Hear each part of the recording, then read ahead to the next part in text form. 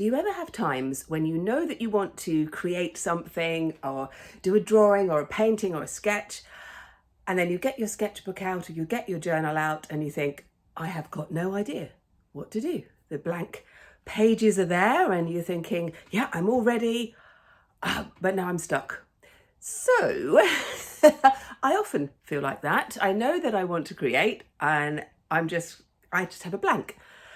Or I start overthinking and it starts becoming more and more complicated. I have this a lot with my workshops and the classes that I teach, and I've found a bit of a solution that might help you too. We're going to make a proper junk journal from all sorts of bits and pieces and scraps, which means we don't have that scary blank page. So I hope you're going to enjoy this little Friday art tutorial. Welcome if you are new. My name is Kate Field. I'm an artist, a teacher, writer and a speaker, and I am passionate about helping people find their creative spirit, and then once they've found it, to just fly with it, because that is what I feel we are here to do. So let's go.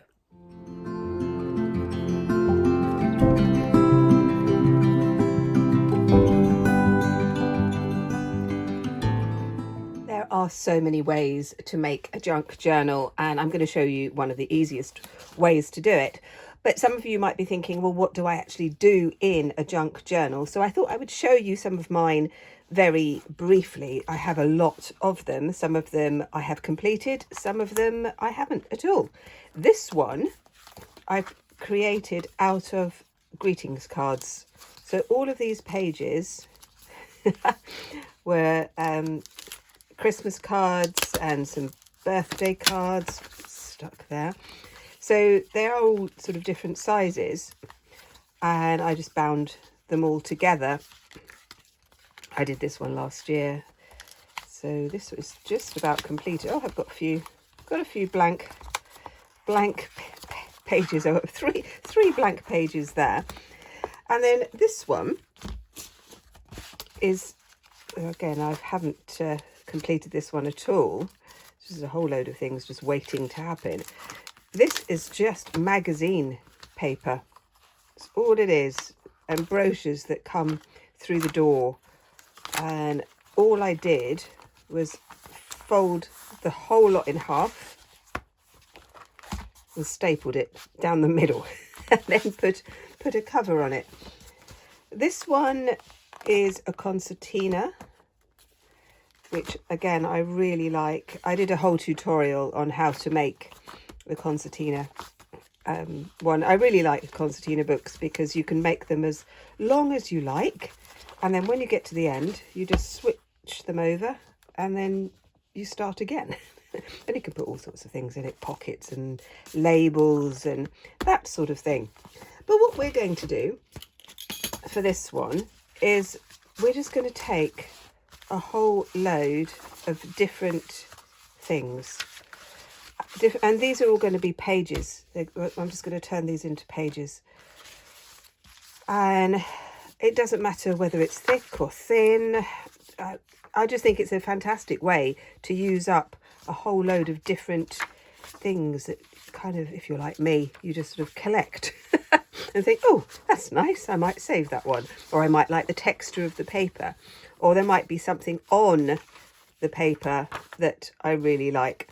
I thought I'd keep this one in because this is very close to where I live in Dorset in southwest England. I've got programmes from theatres and bit of old wallpaper. But how lovely is that? So all of these are going to become the pages. And again, it doesn't matter what size it is. It's entirely up to you. But you want to kind of have them so it's manageable. So I quite like this size. This is A5, half of A4, half letter size, that kind of dimension. But honestly, you just do whatever you want. And I've started to do a bit of a cover here, or this might just be the first page. So this was a bit of the wallpaper, and I've just stuck a few bits on it. So you've got all your sheets. How are you going to bind them together? Again, so many different ways. You could use an awl and punch holes into it, use a hole punch, all sorts of stuff. I'm going to show you just a couple of ways that I do mine. I'm going to put a hard back, and I might do a hard front as well, and then that will be it. But I also just want to show you some of the things that you can do with this sort of journal.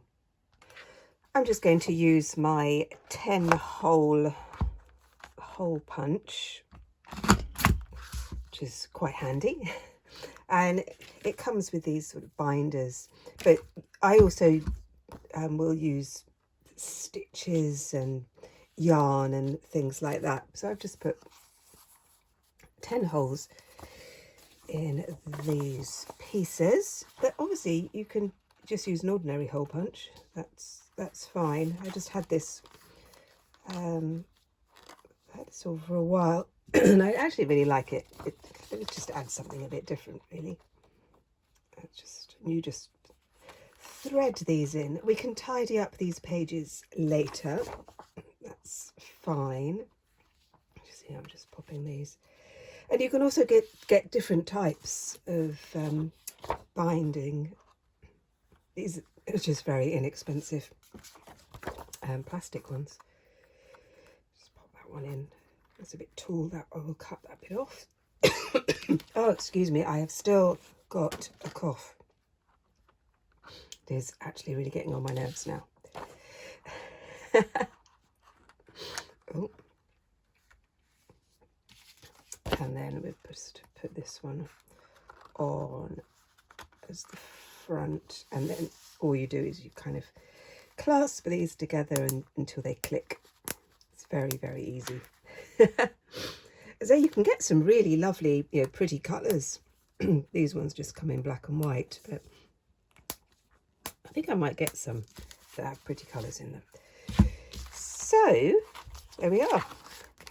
That's the basic part of it. I'm going to start to trim a little bit. I have got my knife, but I think I might just use scissors. Pop that up there. You could tidy the whole thing up and just sort of make it exactly the same if you want to. Now, the whole point is that you haven't got any blank spaces. But what do you do with the things that you have? So with this one, quite like the idea of my place. I've put in some stickers that I had lying around. And I've got lots of odd bits of newsprint, bits of that old wallpaper. But I've also got little doodles that I've done when I was doing demonstrations and things like that. And a whole load of motifs that I've just kept because I like the colours or I like the shapes.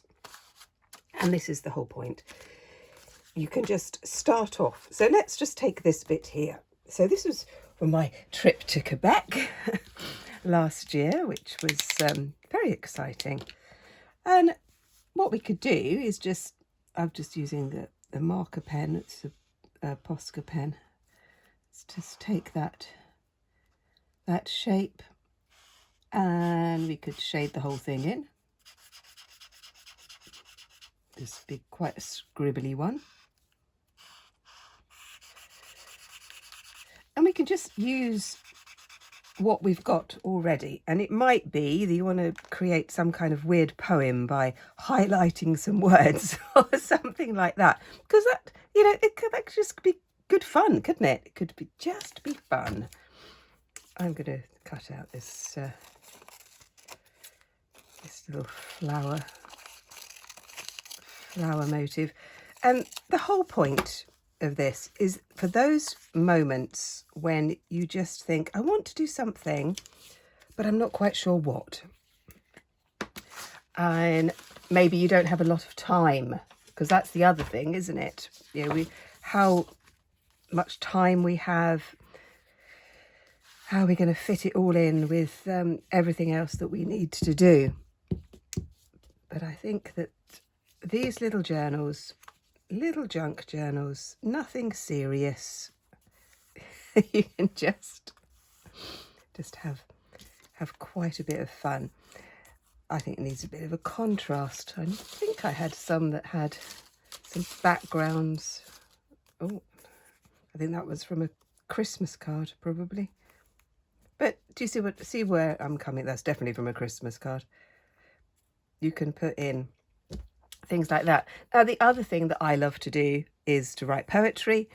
And so I could put some poems, I could write some poems here. I could put in, let's find one that's got more of a blank space. Because that's the other thing. You don't have to start at the beginning and work your way through. You can start wherever you like, can't you? It's yours.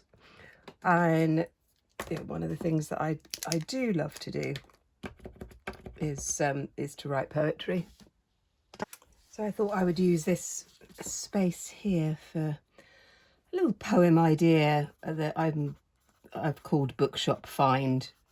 I love old second-hand bookshops, and I love libraries, and all sorts of things like that. I love them. And so this is my Bookshop Find poem that I'm just going to put in here. So sometimes I'll just write the poem, sometimes I will print it out and stick it in. This pen's not working very well on that. Let me just try another one. Again, it doesn't matter because you can always cover it up again, can't you? Let's see whether this one, spine tilt. Yeah, that's quite good. A wink from the past. These ideas can just like pop into your head, and you can just jot them down, and you can come back to them and return to them, and that is the whole point, isn't it? That you open the cover. A forgotten name. Oh, I feel a mystery coming on now. Oh, a pressed leaf. So I found this lovely old book, and inside were some pressed leaves, which was lovely. No idea how long they've been there, but it was just fun. So it's a picture of an angel. So I might use the picture that's already there. I might just use the space, and we'll just play with some of the ideas. And like I said, there are so many different ways to make a journal, but this one is very, very easy. So I think I'm going to enjoy playing with this little book. I've put a few things in already. And again, you can be inspired by what is on the page, or if you're not in the least bit inspired by it, you just cover it up with something else. I'm quite liking these two hands holding the book, so I might do something with that. But you can put your own little doodles in, just anything really. It just means that you don't have a blank page. I do hope you enjoyed that, and that you've got some ideas of how to make your own proper junk journal, so that whenever you find yourself stuck, you can think, no, that's okay. I can respond to that page in a very creative way. If you haven't liked this tutorial and you've got this far, that would be absolutely wonderful. And perhaps you'd like to share it with someone else who might like it. I love reading your comments, so if you feel a burning desire to leave me a comment, that would be so wonderful. Or you could give me a weather update, because that's always terrific too. Thank you so much for joining me. And if you want to see some more, look at this one, because I think you're going to like it. And I'll see you next time. Bye bye.